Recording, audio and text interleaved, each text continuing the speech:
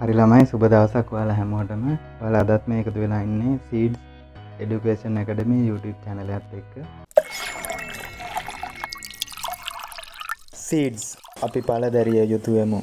ඉතින් මෙහි මම පටන් අරන් තියෙනවා 11 වසර ගණිතය සාමාන්‍ය පෙළ විෂය හා සම්බන්ධ වීඩියෝ මාලාවක්. ඉතින් එම විෂය මාලාවේ පළවෙනි පාඩම හැටියට තියෙන්නේ තාත්වික සංඛ්‍යා. ඉතින් එම පාඩම පිළිබඳව මම වීඩියෝස් දෙකක් අප්ලෝඩ් කරලා තියෙනවා මෙම YouTube channel එකේ. ඉතින් ඔයාලට පුළුවන් ඒවා බලලා මෙම පාඩම ගැන යම් අවබෝධයක් ලබා ගන්න. ඉතින් මෙම වීඩියෝ එකෙන් මම අද බලාපොරොත්තු වෙන්නේ එම පාඩමට අදාළ ප්‍රශ්න කිහිපයක් සාකච්ඡා කරන්න. ඉතින් මේක බලන්න කලින් මම ඔයාලා හැම ළමයෙක්ටම ආරාධනා කරනවා මම පල්ලෙහා ඩිස්ක්‍රිප්ෂන් එකේ දාලා තියෙනවා ලින්ක් එකක්. ඉතින් ඒකට ගිහිල්ලා මෙම ප්‍රශ්න වලට අදාළ පිළිතුරු ඔයාලට සපයන්න පුළුවන්. සහ එහි ලකුණු ලබා ගන්න වගේම ඒවලට අදාළ නිවැරදි පිළිතුරු වැරදුනේ කොතනද කියලා අවබෝධ කරගන්න ඔයාලට හැකියාව තියෙනවා ඔන්ලයින් ක්‍රමවේදය ඔස්සේම. ඉතින් මම ආරාධනා කරනවා සෑම ළමයෙක්ටම මෙම වීඩියෝ එක බලන්න කලින් එම පේපර් එක කරලා පැමිණෙන්න කියලා. සහ ඔයාලට අවශ්‍ය නම් මම PDF එකේ link එකක් දාලා තියන්න.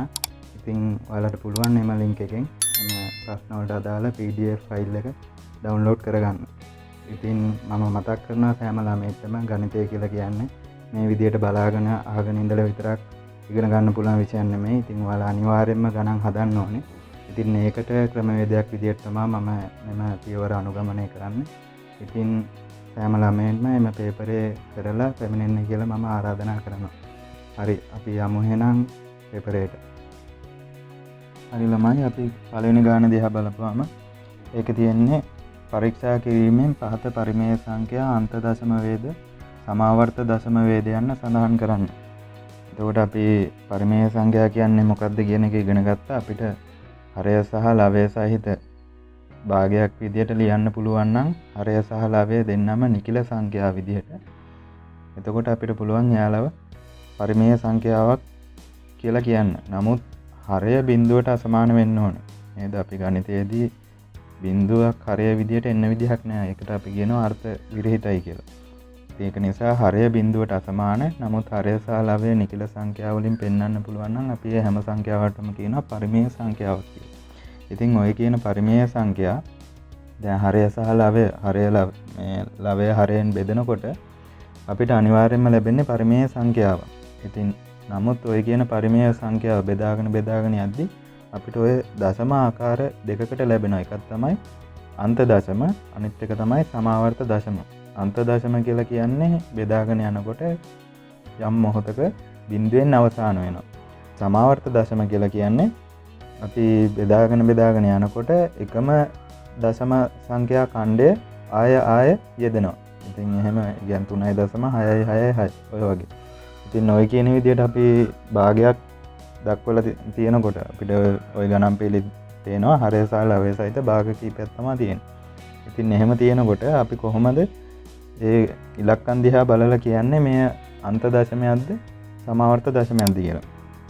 ඒක තියෙනකොට අපි බලන්න ඕනේ ප්‍රධානම සාධකය තමයි අපි මුලින්ම ඔය ගාන හරය සහ ලවය තවදුරටත් සුළු වෙනවද කියන එක බලන්න ඕනේ. දැන් ඔය 9 බෙදීම 50 කියන එක ඊට වඩා සුළු වෙන්නේ නැහැ නේ ළමයි. අපි තුල්‍ය භාග ගන්න කුඩා පන්ති වල ඉගෙන ගන්න. ඉතින් ඔය කියන සංඛ්‍යා දෙකම එකම ගානෙන් බෙදෙනවා නම් අපිට පුළුවන් කුඩා කරලා දක්වන්න. එතකොට හරියට නිකන් ඒක 4න් 2 කියන එක අපිට 2න් 1 කියලා දක්වනවා වගේ. ඉතින් ඒ වගේ කුඩා කරන්න පුළුවන් නම් අනිවාර්යයෙන්ම කුඩා කරන්න ඕනේ. එහෙම නැතිනම් දැන් අපි ඒ ගානෙට යනකොට ඒ ගානේ තියෙන්නේ 9 බෙදීම 50. ඉතින් ඔහොම තියෙනකොට මේක තවදුරටත් සාධක වලට කැඩෙන්නේ නැහැ. හරය සහ ලවය. ඉතින් එහෙම තියෙනකොට බලනවා මේ 50 සාධක වලට අපි කඩලා බලනවා. 50 ප්‍රථමක සාධක වලට කඩන්නේ කොහොමද? මේ විදිහට අපි බෙදාගෙන යනවා. මුලින්ම 2කින් බෙදෙනවා 25 වෙනවා. ආයෙ මෙහා 2කින් බෙදෙන්නේ නැහැ, 3ෙන් බෙදෙන්නේ නැහැ, ආයෙ 5ෙන් බෙදෙන්නේ. ඊට පස්සේ ආයෙ 5 වෙනවා. ආයෙත් 5ෙන් බෙදුනහම මේක 1 වෙනවා. ඉතින් ඔහොම බෙදාගෙන ගියාම මෙන්න මේ සාධක වලට ආවේ 2 හෝ 5 පමණක් නම් 2 හෝ 5 පමණක් නම් මෙයාට අනිවාර්යයෙන්ම තියෙන්නේ අන්ත දශමයක්. මේ උඩ සංඛ්‍යාව මොකක් වුණා මේ ආපු සාධක ටික හරය සඳහා ආපු සාධක ටික 2 හෝ 5 පමණක් නම් එයාට අනිවාර්යයෙන්ම තියෙන්නේ අන්ත දශමයක්. ඔයා මේක බෙදලා බැලුවොත් එහෙම 9 බෙදීම 50 කියලා දශම සංඛ්‍යාර්ථයක් දීර්ඝ බෙදීමෙන් බෙදුවොත් එහෙම කොයි වෙලේ හරි බිඳුව ඇවිල්ලා එම දශම සංඛ්‍යාව අවසාන වෙනවා. ඉතින් මීට අමතරව ඔයාලට ඉලක්කමක් බෙදනකොට මීට අමතරව 3 7 ඔය වගේ සාධක આવොත් එහෙම අනිවාර්යයෙන්ම මොකද වෙන්නේ? මෙයා සමාවර්ත දශමයක් බවට පත් වෙනවා. අපි බලමු ඊළඟ ගණන් කීපයත් එක්ක. එතකොට මේකේ දෙවෙනි ගාන තියෙන්නේ 5 බෙදීම 12. ඊ ගාන තියෙන්නේ 5 බෙදීම 12. මේක අපි ලියනවා අන්ත දශමයකී.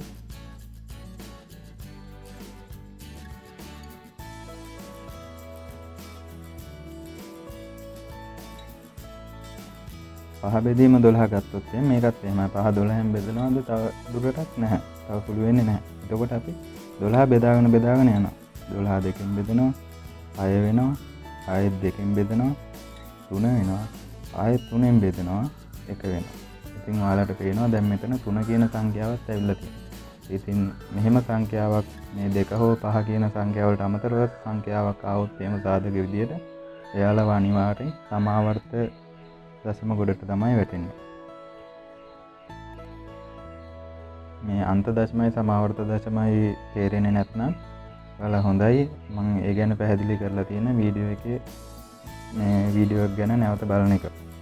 ඉතින් අපි ඊළඟ ගානට ගියොත් එහෙම C 9 බෙදීම 30. අන්න මේක බලන්න ළමයි මේක තවදුරටත් කුඩා වෙනවා. මොකද මේක 3ෙන් බෙදෙනවා. උඩයි යටයි දෙකම 3ෙන් බෙදෙනවා. එහෙම තියෙනකොට අපි මේ ගැන සලකලා බලන්න කලින් අපි මේක බෙදලා කුඩාම භාගය බවට පත් කරගෙන ඉන්න ඕනේ. මේක 3ෙන් බෙදුනහම අපිට පේනවා 9ට 3ව 3යි 30ට 3ව 10යි. තවදුරටත් මේක කුඩා වෙන්නේ නැහැ. එතකොට 10 අපි සලකලා බලනවා කොහොමද එන්නේ කියලා. 10 දෙකෙන් බෙදෙනවා 5 වෙනවා. ආය 5ෙන් බෙදෙනවා 1 වෙනවා. ඉතින් එහෙම වුණාම 2යි 5යි විතරයි ආවේ. මෙයා අන්ත දශමයක් බවට පත් වෙනවා. හරි. අපි ඊළඟ ගානට ගියොත් එහෙම ඒකේ D තියෙන්නේ 42 බෙදීම 7. ඉතින් එහෙම තියෙනකොට ළමයි මේකත් ඒ වගේම තමයි තවදුරටත් කුඩා වෙනවා නේද? 42 කියන්නේ 7ක් 6. ඉතින් එතකොට 42ට 6යි 4ට 7 එකයි. මේක ඉතින් අපිට බලන්න දෙයක් නැහැ. අය විදියට උත්තරේ ලැබෙන නිසා මේ අනිවාර්යයෙන්ම අන්ත දශමයක්.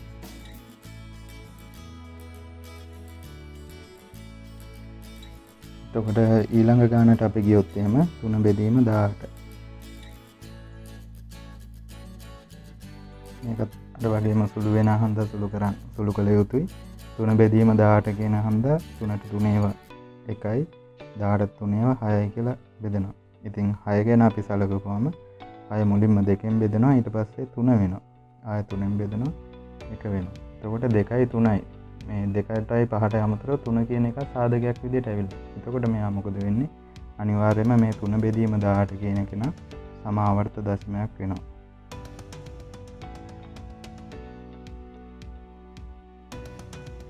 ඉතින් ඔය කියන පිළිතුරු ටික ඔබ තෝරලා තිබුණා නම් පිළිතුරු නිවැරදි බව දක්වලා ඇති.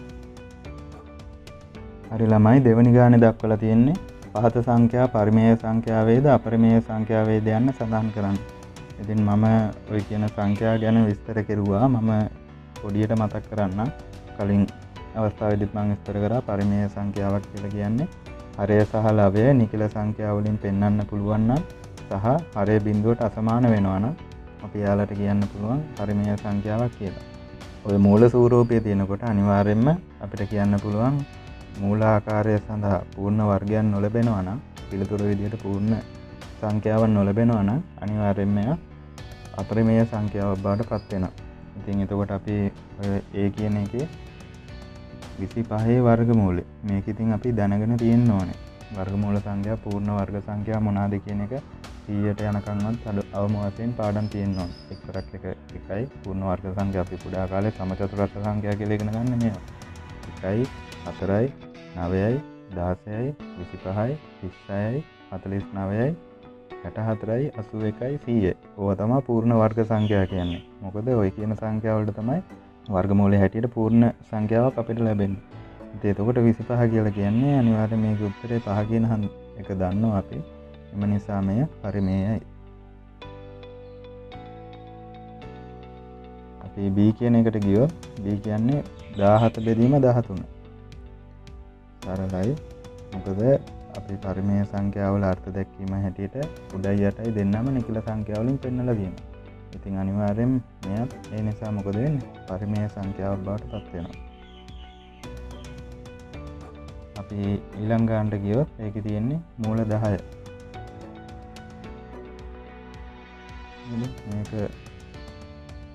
මේකත් මොකද වෙන්නේ? අපි පෙර පහ කියලා කැඩුවත් ඉතින් තේරුමක් වෙන්නේ නැහැ. මූල 10 කොහොමත් අපරිමේය සංඛ්‍යාවක් විදිහට තමයි වැටෙන්නේ.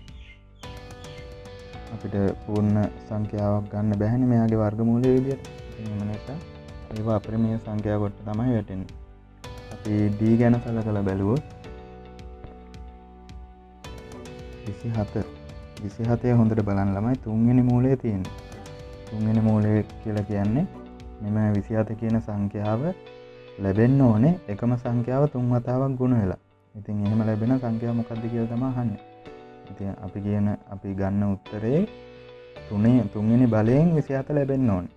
ඉතින් එහෙම වෙන සංඛ්‍යාවක් තියනවාද කියලා බලන්න ඕනේ. අපි එකපාර මේක නැහැ කියන්න බෑ. ඉතින් මේක හොඳට බලන්න ළමයි තුනේ තුන්වෙනි බලය තමයි 27 කියලා කියන්නේ. මොකද 3 3 පාරක් වැඩි වුණොත් 3 වරක් 3 9යි 9 වරක් 3 27යි. තුනේ තුන්වෙනි බලය තමයි 27 කියලා කියන්නේ. ඉතින් එම නිසා 27 තුන්වෙනි මූලය වෙන්නේ 3. එම නිසා මේකට පූර්ණ සංඛ්‍යාව ලැබෙන නිසා මේක පරිමේය සංඛ්‍යාව.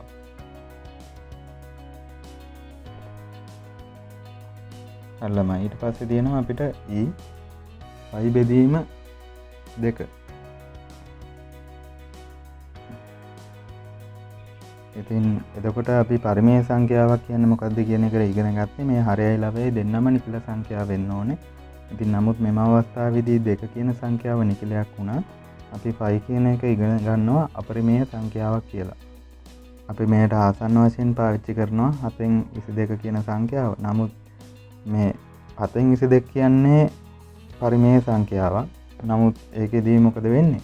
මෙයා අපි ඒක ගන්නේ 5ට ආසන්න අගයක් විදියට. ඉතින් 5ගේ අගය ඇත්තටම ඇවිල්ලා තාම අපිට හොයාගන්න බැහැ. දශම සංඛ්‍යාවලින් උත්තරේ ගන්න බැහැ. ඉතින් ඒක නිසා මේ මොකද වෙන්නේ? මේ 5 කියන කෙන අනිවාර්යයෙන්ම අපරිමේය සංඛ්‍යාවක් වෙන බැවින් මේ 5 බෙදීම 2 කියන සංඛ්‍යාවද අපරිමේය සංඛ්‍යාවක් බවට පත් වෙනවා.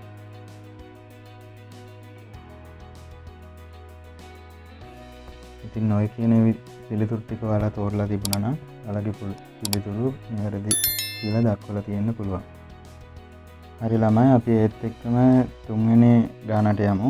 තුන්වෙනි ගානේ තියෙන්නේ අපිට නිවැරදි ප්‍රකාශය තෝරන්න තියෙන්නේ. ඉතින් මේකෙදී ඔයාලා දැනගන්න ඕනේ හරියටම සමාවර්ත දශම මොනවාද, අන්ත දශම මොනවාද, අනන්ත දශම මොනවාද, සහ පරිමේය සංඛ්‍යා මොනවාද, අපරිමේය සංඛ්‍යා මොනවාද කියන එක. ඉතින් අපි එකින් එක සාකච්ඡා කරමු. අපරිමේය සංඛ්‍යාවක් මේ තුනේ පළවෙනි ප්‍රශ්නේ ඒගෙන් කියලා තියෙනවා අපරිමේය සංඛ්‍යාවක් සමාවර්ත දශමයක් විය හැකියි. ඉතින් එහෙම වෙන්නේ නෑ ළමයි. ඔයාලා මගේ කලින් වීඩියෝ එක බලන්න.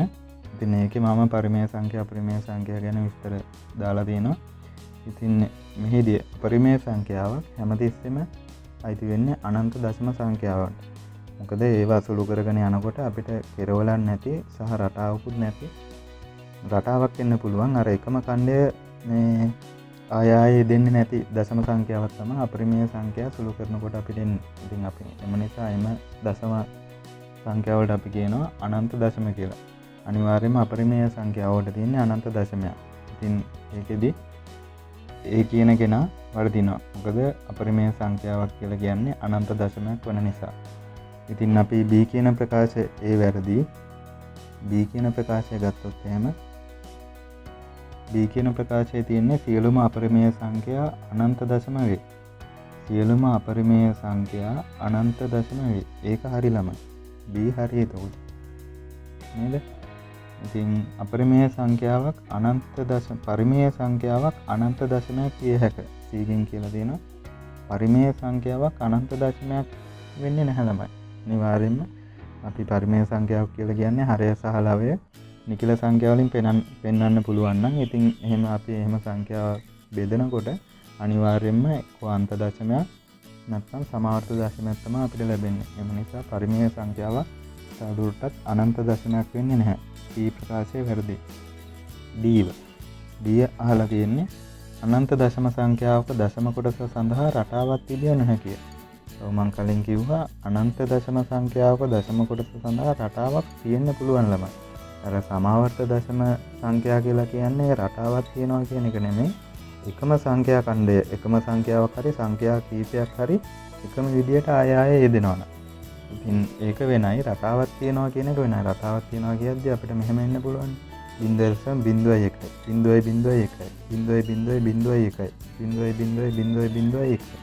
ඒක රටාවක් තියෙනවා. අපිට ඊළඟ සංඛ්‍යාව කියන්න පුළුවන්.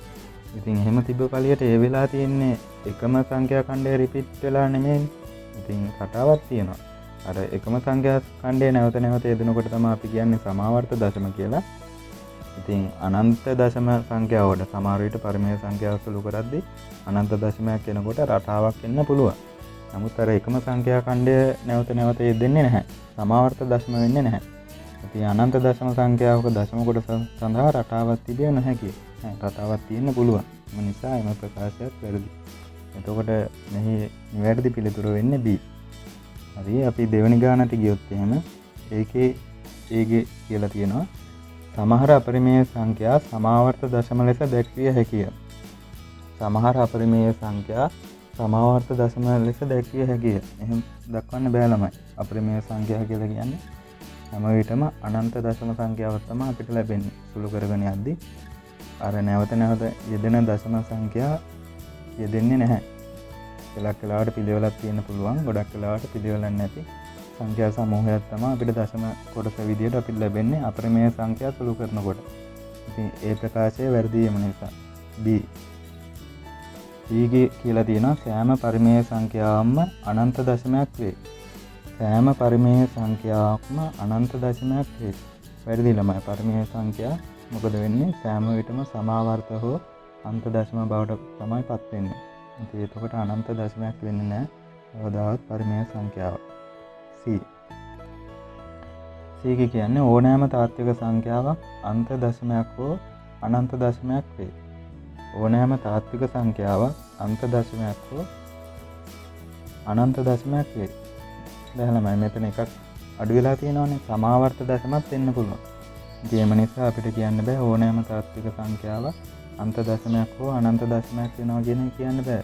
මොකද එම තාත්වික සංඛ්‍යා කියන්නේ පරිමේය අපරිමේය දෙකටමනේ. ඉතින් එතකොට මේ ඔය තාත්වික සංඛ්‍යාවල සමාවර්ත දශම තියෙන්න පුළුවන් නෙමෙයි තියෙනවා. ඉතින් ඒක නිසා අපිට මේ ප්‍රකාශය හරි නිවැරදි ප්‍රකාශයක් විදිහට ගන්න බෑ.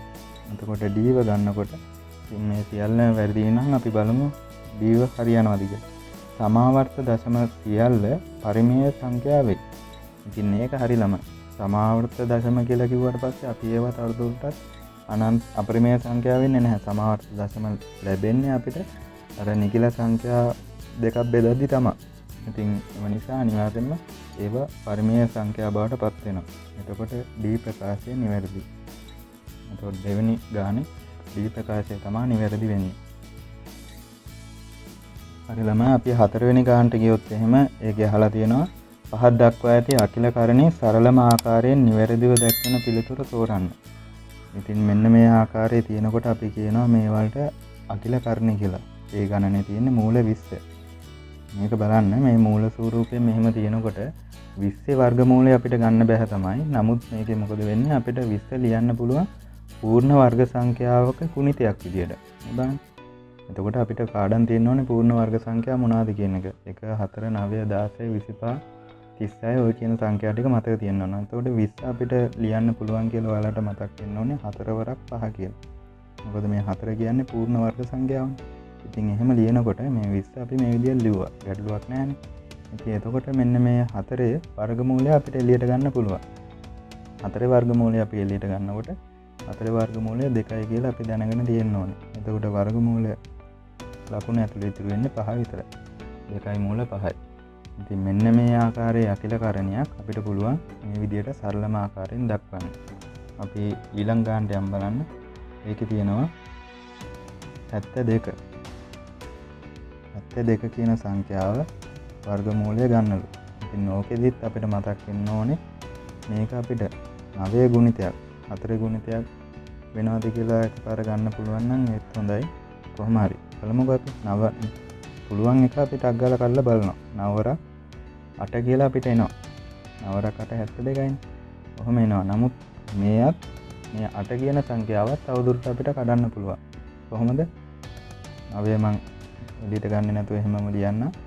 ආයේ මේ 8 කියන සංඛ්‍යාවත් අපිට ගන්න පුළුවන් 4 වරක් 2 කියලා. ඉතින් ඕක අපිට කෙලින්ම ගන්න පුළුවන් නම් නේද? 9 වරක් 4 36 වරක් 2 කියලා 36 වර්ගමූලය 6 විදියට අපිට එළියට ගන්න පුළුවන්. ඉතින් එහෙම ගැටලුවකුත් නැහැ. මෙහෙම ප්‍රශ්නයක් වෙන්නේ නැහැ. එතකොට මේකේ වර්ගමූලය අපි එළියට ගත්තාම 3යි. මේකේ වර්ගමූලය අපි එළියට ගත්තාම 4 වර්ගමූලය එළියට ගත්තාම 2යි. ඉතින් ඇතුලේ මූල 2 ඉතුරු වෙනවා. ඉතින් මේකේ අපිට උත්තරේ ලැබෙනවා 3 වරක් 2 6යි මූල 2යි කියලා. අර විදියට ඔයාලා 36 වරක් 2 කියලා ගත්තත් 36 වර්ගමූලය 6 වෙනවා. ඒත් 6යි මූල 2ම තමයි උත්තරේට එන්නේ. හරි. එතකොට අපි ඊළඟ ගානට ගියොත් එහෙම ඒකේ තියෙනවා 75. B C ගානට ගියොත් අපිට එනවා 75. මූල 75.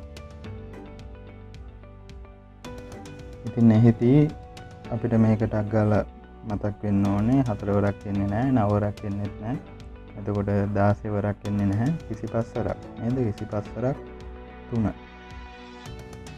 එතකොට මේකෙදි මොකද වෙන්නේ? මේ 25 වර්ගමූලය අපිට එළියට එනවා 5 කියලා. එතකොට 5යි මූල 3 විදිහට අපිට පිළිතුරු ලැබෙනවා. හරි. ඊට පස්සේ අපි ඊළඟ ගානට ගියොත් එහෙනම් ඒකේ තියෙනවා මූල 80 වර්ගමූල 80. ඉතින් මේක ගන්නකොට D මේකෙදිත් අර එකපාර උත්තරේ ආවේ නැතත් ටක් ගාලා මේක 4ෙන් බෙදෙනවා කියලා ඔයාලට පේනවනේ. එතකොට ඒක ටක් ගාලා ලියා ගන්න 4 වරක් 20 කියලා. ගැටලුවක් එන්නේ නැහැ. එහෙම ලියාගත්තා. එතකොට 4 වර්ගමූලය අපිට ගන්න පුළුවන්. ඊපස්සේ 20ත් ආයෙ කැඩෙනවා 4 වරක් 5 කියලා. කඩන්න පුළුවන් හැම එකක්ම කඩන්න. නැත්නම් 2 කියන සංඛ්‍යාව විතරයි එළියට එන්නේ. එතකොට මේ 20 අපිට කඩන්න පුළුවන් 4 වරක් 5 කියලා. එතකොට 4 වර්ගමූලයේ අපි එළියට එනවා 2 වරක් 2 කියලා. මූල 5 කියන එක ඇතුළේ ඉතුරු වෙනවා. එතකොට 4යි මූල 5යි.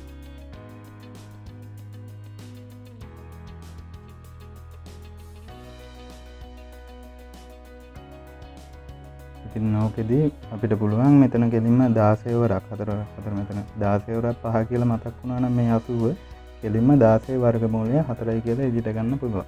එහෙම ගැටලුවක් නැහැ. ඉතින් ලේසි විදියකට ඔයාලට මතක් වෙන විදියකට මේක කඩා ගන්න පුළුවන්. මේකෙදි කොහොම හරි වෙන්නේ මේ අදාළ සංඛ්‍යාවල පූර්ණ වර්ග සංඛ්‍යාවල වර්ගමූලය එළියට ගන්න එක තමයි. ඉතින් එතකොට අපිට මේ විදිහට මෙන්න මේ ආකාරයේ තියෙනකොට අපි කියනවා මේ වලට අකිල කර්ණි කියලා. මොකද මේ විදිහට යාලව සුළු කරන්න පුළුවන් නිසා. ඉතින් මේ වලට අපි කියනවා සරලම ආකාරයෙන් දක්වලා තියෙන්නේ කියලා. හරි ළමයි අපි පස්වෙනි ගානට යමු. ඒකේ දක්වලා තියෙනවා පහත සරලම ආකාරයෙන් නැති කරණි අකිල කර්ණි ලෙස නිවැරදිව දක්වා ඇති පිළිතුර තෝරන්න. ඉතින් මේකේ පළවෙනි ගාන දීලා තියෙනවා. ඔයාලට පේනවා ඒ ගාන විදියට 3යි මූල 5. ඉතින් ළමයි මෙන්න මේ ආකාරයට අපි කියනවා මූල ස්වරූපයක සරලම ආකාරය කියලා. මොකද මේ අපි මේ සංඛ්‍යාව මීට එහා සරල කරන්න අපට හැකියාවක් නැහැ.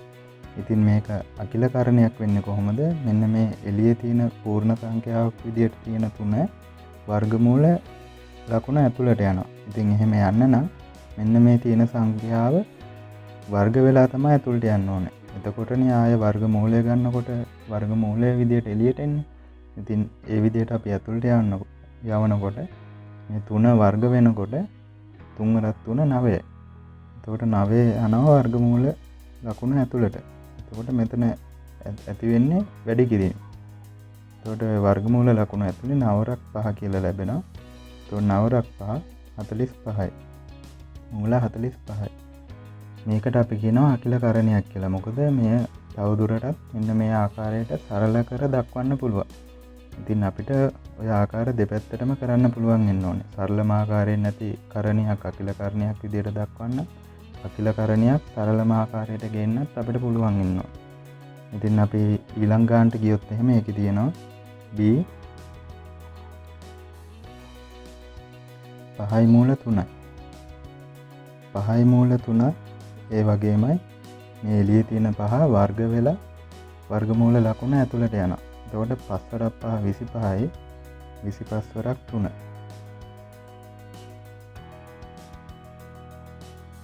මොනයි 25 වරක් 3 75යි. වර්ගමූල 75යි. එතකොට අපි C ගානට ගියොත් එහෙම ඒකේ තියෙනවා 4 මූල 6. 4 මූල 6ත් ඒ වගේමයි මේ එළියේ තියෙන පූර්ණ සංඛ්‍යාවක් විදියට තියෙන 4 වර්ග වෙලා වර්ගමූල ලකුණ ඇතුළට යනවා. එතකොට 4 වරක් 4 16යි. එතකොට අපි අරගන්න ඕනේ 16 වරක් 6. 16 වරක් 6 සමාන වෙනවා 6 වරක් 6 36න් 6 දානවා 3ක් ඉතුරුයි. 6 වරක් 1 6යි 3යි 9යි. මූල 96යි. අපි 6 වෙනි ගානට යමු ළමයි. ඒක තියෙනවා 6 ඒ සුළු කර නිවැරදි පිළිතුර තෝරන්න. ඉතින් ගණන් කීපයක් අපිට දීලා තිනවා. අපි ඒ ගණන බලමු. 2යි මූල 3යි.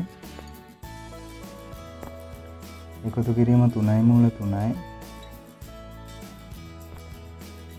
අඩු කිරීම මූල 3යි.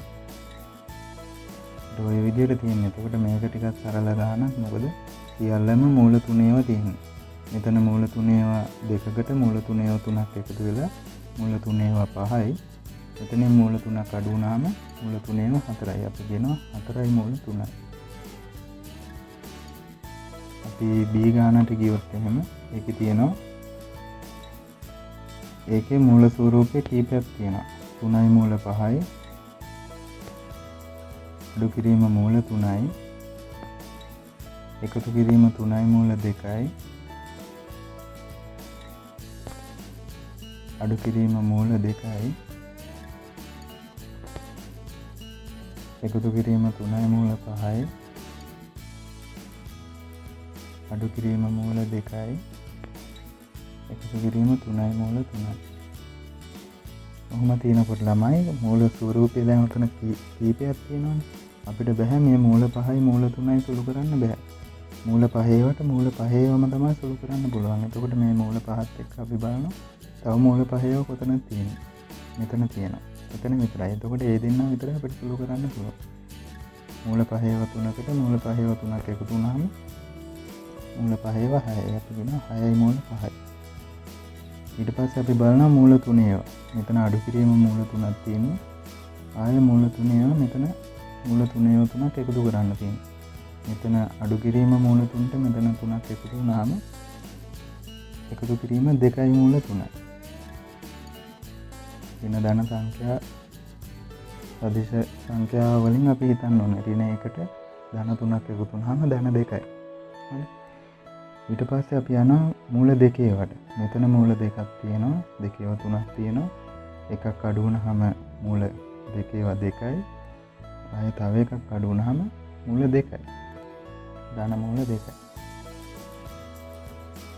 එතකොට B ට උත්තරය එනවා 6යි මූල 5යි, 2යි මූල 3යි, ධන මූල 2යි. අපි C ට ගියොත් එහෙම ඒකත් ඒ වගේ තමයි. ආකාර කීපයක් තියෙනවා. 2යි මූල 7යි, අඩු කිරීම මූල 2යි, එකතු කිරීම 3යි මූල 7යි, අඩු කිරීම මූල 3යි, එකතු කිරීම 3යි මූල 5යි, අඩු කිරීම මූල 2යි, එකතු කිරීම 3යි මූල 2යි. කොහොම තියෙනකොට දැන් අපි අර වගේම තමයි මූල 7ේව බලනවා. මෙතන මූල 7ේව තියෙනවා. මෙතන මූල 7ේව තියෙනවා. ආයෙ නැහැ. එතකොට මේ දෙන්න තමයි සුළු වෙන්නේ. ධන 2ට ධන 3 වුණාම ධන 5යි මූල 7යි. ඊට පස්සේ මූල 2ේව බලනවා. මෙතන තියෙන මූල 2ේව දෙකක් අඩු කරන්න. ආයෙ මූල 2ේව කොහෙද තියෙන්නේ? මෙතන තියෙනවා. ආයෙ මෙතන තියෙනවා. එතකොට මෙතනත් ඍණ 1යි මෙතනත් ඍණ 1යි ඍණ 2යි. වෙන දෙකට ධන 3ක් එකතු වුණාම ධන 1යි. එතකොට එන්නේ ධන මූල 2යි. මූල 7 අපි බැලුවා. එතකොට අපි ආය බලන්න උවමනාවක් නැහැ. අපි ඊළඟට යනවා මූල 3 වල. මෙතන මූල 3යි. ආය නැහැ ළමයි. එතකොට මූල 3 ඒවා ආය වෙන නැහැ. එතකොට අඩු කිරීම මූල 3යි. මේක සුළු වෙන්නේ නැහැ වෙන්නේ. එතකොට ඊළඟට ආය තව මොනවද තියෙන්නේ? මේ මූල 5ක් තියෙනවා. ඒකත් ආය සුළු වෙන්නේ නැහැ. මූල 5 ඒවා නැහැනේ. ඒවා එතකොට එහෙමම අපිට ලියන්න සිද්ධ වෙනවා. 3යි මූල 5යි. එතකොට ඒක උත්තරේ වෙන්නේ මූල 7 ඒවා 5යි. මූල 2යි. අඩු කෙරුවා මූල 3ක්. එකතු කෙරුවා මූල 5 ඒවා 3ක්. මේ 7 වෙනි ගානට ගියාම ළමයි ඒකේ තියෙනවා හරය පරිමේය කොට දක්වා ඇති නිවැරදි පිළිතුර තෝරන්න කියලා. හරය පරිමේය කරන්නලු. එතකොට ඒකේ තියෙන ගාන අපි ලියාගත්තොත් එහෙම 2යි මූල 3 බෙදන්න කියනවා. 3යි මූල 2. එතකොට මේකේ තියෙන ළමයි හරය විදිහට අපරිමේය සංඛ්‍යාවක් තියෙන මේ මූල 2 අපරිමේය සංඛ්‍යාවක්. ඉතින් අපි ගොඩක් වෙලාවට ඔය හරය පරිමේය කරන්නේ අපේ සුළු කිරීම වල පහසුව දක්වා. මොකද අපිට භාග සුළු කරන්න තියෙනකොට මේ හරය සඳහා පරිමේය සංඛ්‍යාවක් ගන්නකොට අපිට අර පොදු හරයක් අරගෙන සුළු කිරීම අපිට පහසු වෙනවා. ඉතින් ඒ ක්‍රමවේදයට හුරු කරන්න තමයි අපි මේ විදිහට ප්‍රැක්ටිස් කරන්නේ. ඉතින් එතකොට 3යි මූල 2 අපිට පරිමේය සංඛ්‍යාවක් විදිහට හරවන්න ඕන වුණාම අපි කරන්නේ මේ පරිමේය සංඛ්‍යාවෙන්ම ආය පාරක් ගුණ කරනවා. එතකොට උඩ සංඛ්‍යාව එකේ උත්තර ලැබෙනවා පරිමේය වෙන්න පුළුවන් අපරිමේය වෙන්න පුළුවන්. නමුත් මෙය පරිමේය සංඛ්‍යාවක් විදිහට අපිට ලැබෙනවා. මොකද මූල 2 නැවත මූල 2කින්ම ගුණ වුණාම උත්තරේ 2යි. ඉතින් එතකොට අනිවාර්යයෙන්ම මේ පරිමේය සංඛ්‍යා අපරිමේය සංඛ්‍යාව අයින් වෙලා එතනට පරිමේය සංඛ්‍යාවක් ලැබෙනවා. හරය පරිමේය වෙනවා. ඉතින් අපි ඒක කරලා බලපුවම 2යි මූල 3 තියෙනවා. 3යි මූල 2 තියෙනවා. ඉතින් මේ අපි භාග වැඩි කරනකොට උඩයි යටයි දෙකම එකම සංඛ්‍යාවෙන් වැඩි කරන්න ඕනේ. අපි මූල 2කින් තමයි වැඩි කරන්නේ. මෙතන තියෙන අපරිමේය සංඛ්‍යාවෙන් තමයි වැඩි කරන්නේ. එහෙම වැඩි වුණාම මේ යට තියෙන අපරිමේය සංඛ්‍යාව පරිමේය සංඛ්‍යාව බවට පත් වෙනවා. මොකද මූල 2 වැඩි වුණාම 2 ලැබෙනවා. එතකොට අපිට යට අගය ලියන්න පුළුවන් 3 වරක් 2 කියලා. උඩ අගය අපිට ලැබෙන්නේ මේ මූල 3යි මූල 2යි වැඩි වෙලා මූල 6යි. මූල 6ක් කියන කෙනා මෙතන 2 කියන එක තියෙනවා. ඉතින් මේක මෙහෙම තියෙන්නේ නැහැ. තව මේ සුළු වෙනවා. ඉතින් කොහොමද ඒක වෙන්නේ? 2යි 2ට 2 කැපෙනවා. අපිට උත්තරේ ලැබෙනවා මූල 6 බෙදීම 3 කියලා.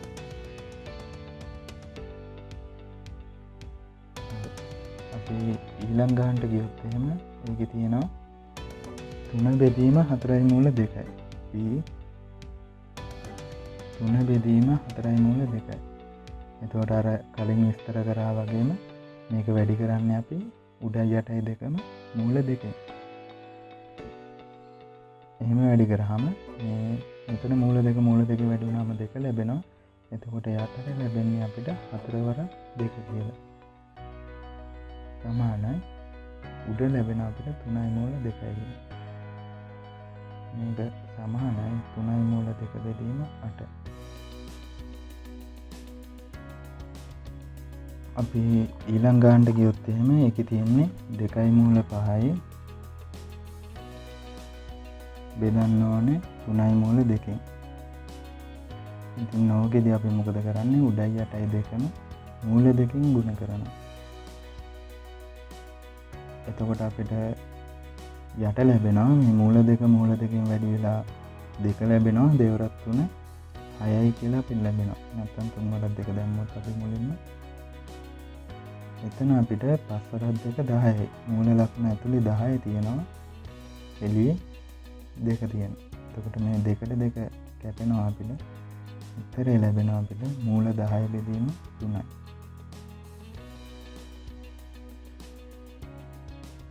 අපි ඩීට ඊළඟ ප්‍රශ්නෙට ගියොත් එහෙම ඒකේ තියෙනවා 2යි මූල 7යි බෙදන්න ඕනේ 3යි මූල 3යි. එතකොට අපි මොකද කරන්නේ මේ උඩයි යටයි දෙකම අර මූල 3න් වැඩි කරනවා. මූල 3 සමානයි. යට අපිට ලැබෙනවා මූල 3 වැඩිලා 3යි 3 වරක් 3 කියලා. උඩ අපිට ලැබෙනවා 7 වරක් 3 21යි 2යි මූල 21යි. ඒක වෙන කැපෙන්නේ නැහැ. ඉතින් නෝක අපිට මේ විදිහට ලියන්න සිද්ධ වෙනවා. 2යි මූල 21 බෙදීම 3 වරක් 3 9.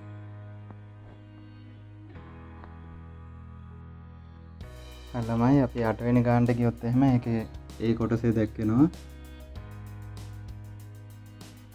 3යි මූල 2 වැඩි කිරීම 2යි මූල 2.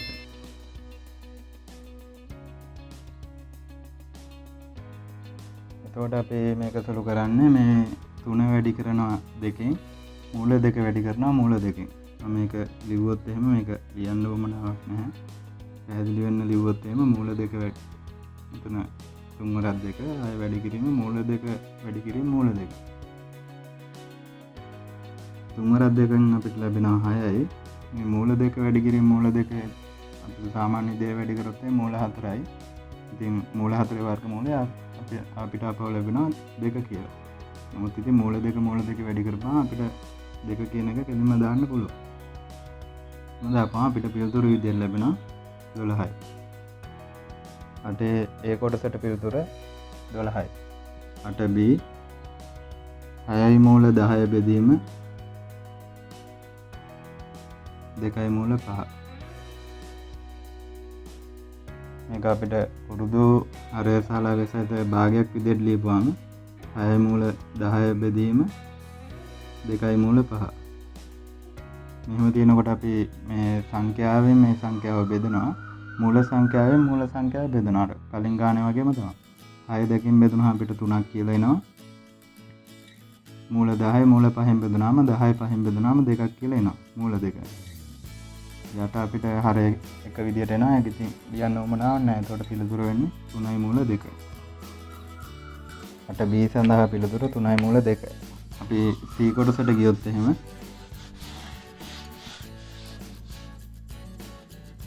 ඒක තියෙනවා 2යි මූල 6 බෙදීම 3යි මූල 2 වැඩි කිරීම 18 බෙදීම 4යි මූල 3. මේ ටික වරහන් කරලා තියෙනවා 3යි මූල 2 අඩු කිරීම මූල 2 එකතු කිරීම මූල 5 අඩු කිරීම මූල 2 එකතු කිරීම 3යි මූල 5. තියෙනවා. එතකොට ඔය විදිහට තියෙනකොට මේ එකතු කිරීම සහ අඩු කිරීම අපි වෙනම සුළු කරනවා. මොකද මේක වරහන් කරලා සහ වැඩි කිරීමක් විදිහට තියෙනවා. අපිට ඒව සුළු කරනකොට මේ සුළු වෙන ඉලක්කම් අපිට කපලා සුළු කරන්න පුළුවන්. දෙකෙන් බෙදුනොත් එහෙම 2ට 2 ඒවා 1යි 7ට 2 ඒවා 2යි 3ට 3 ඒවා 1යි 18ට 3 ඒවා 6යි ආය 2ට 2 ඒවා 1යි 6ට 2 ඒවා 3යි. ඔය විදිහට අපිට සුළු කරන්න පුළුවන්. එතකොට උඩින් අපිට එනවා 3යි මූල 6. බෙදීම 2යි 3යි 2 වරක් 3 6යි මූල 6යි. ඊට පස්සේ අපිට මේක මේ මූල 6ට මූල 6 නැවත සුළු වෙනවා. එතකොට මේ කොටසින් අපිට 3 තමයි පිළිතුරු විදිහට ලැබෙන්නේ. ඉතින් අනිත් ඒවා ටික සුළු කරපුවාම මේ මූල 2 ඒවා මූල 2 ඒවත් එක සුළු කරනවා. මූල 5 ඒවා වෙනම සුළු කරනවා. එතන තියෙනවා මූල 2 ඒවා 3ක් එකතු කරන්න. ඒකෙන් මූල 2ක් අඩු කරලා ආයෙත් මූල 2ක් අඩු කරන්න. ඒකට 3න් එකක් ගියාම 2යි ආයෙත් එකක් ගියාම 1. දෙන්නේ මූල 2යි. මූල 5 ඒවා අපිට ලැබෙනවා. මෙතන මූල 5ක් එකතු කරන් තියන්නේ ආයෙත් මූල 5 ඒවා 3ක් එකතු කරන් තියෙන්නේ. එකතු කිරීම 4යි මූල 5යි. ඉතින් අපිට ලියන්න පුළුවන් 3 එකතු කිරීම මේවා වෙන සුළු වෙන්නේ නැහැ. මූල 2 එකතු කිරීම 4යි මූල 5. C සඳහා පිළිතුර 3 එකතු කිරීම මූල 2 එකතු කිරීම 4යි මූල 5. අන්නම අපි D කොටසට ගියොත් එහෙම ඒකේ තියෙන්නේ 2යි මූල 27.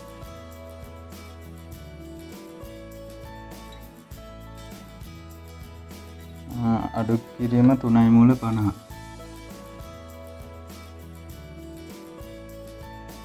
එකතු කිරීම 2යි මූල 162.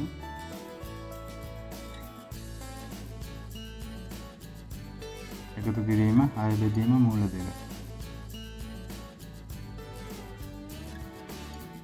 ඔලම අපිට දැන් මේ ගාන බලපුවහම පේනවා මේ මූල 27, මූල 50 සහ මූල 162. මේවා අපිට ලියා ගන්න පුළුවන් මේ 27 කියන එක පූර්ණ වර්ග සංඛ්‍යාව ගුණිතයක් විදියට. කොහොමද 9 වරක් 3. ඇයි එහෙම අපි ලියාගන්නේ? අර පූර්ණ වර්ග සංඛ්‍යාව මෙතන හැටියට ගත්තොත් 9 වර්ගමූලය අපිට මෙම මූල ලකුණෙන් එළියට අරගෙන ලියන්න පුළුවන්. ඉතින් එහෙම මම ලියලා පෙන්නනොත් මේක මම මුලින්ම ලියනවා 2. මේ මූල 27 මම ලියනවා 9 වරක් 3. ඉතින් මම මේ පෙළිය අනිත් ඒවාත් ඒ විදිහටම ලියා ගන්නවා. මේ 50 මට ලියන්න පුළුවන්. 3යි මූල 50 කියන එක 50 25 වරක් 2.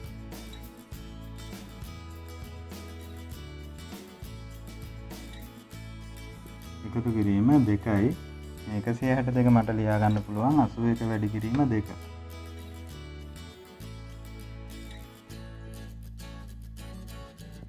එතකොට මේ 6 බෙදීම මූල 2.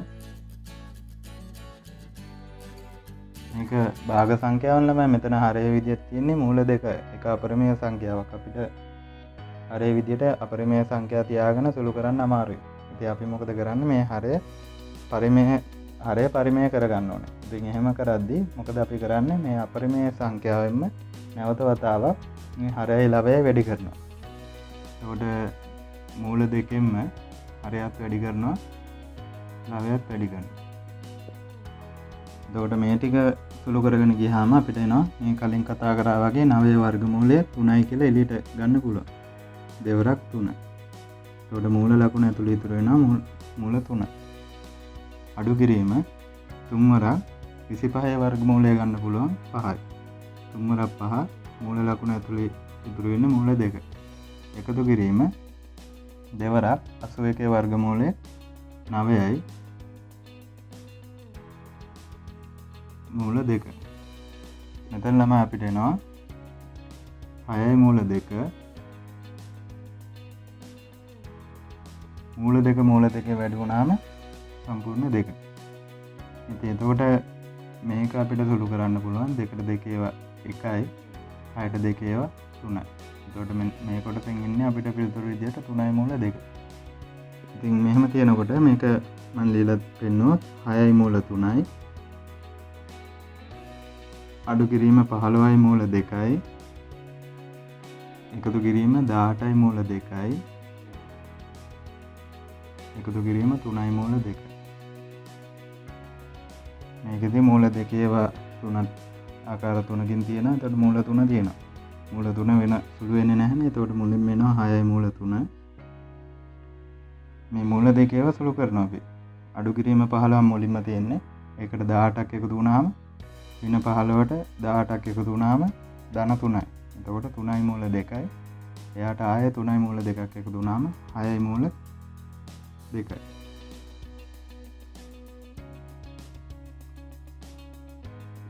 මේක මෙහෙම තිබ්බත් ගැටලුවක් නැහැ. නැත්තම් 6 පොදු සාධකයක් විදිහට එළියට ගත්තාම පිළියන්න පුළුවන්. මූල 3 එකතු කිරීම මූල 2.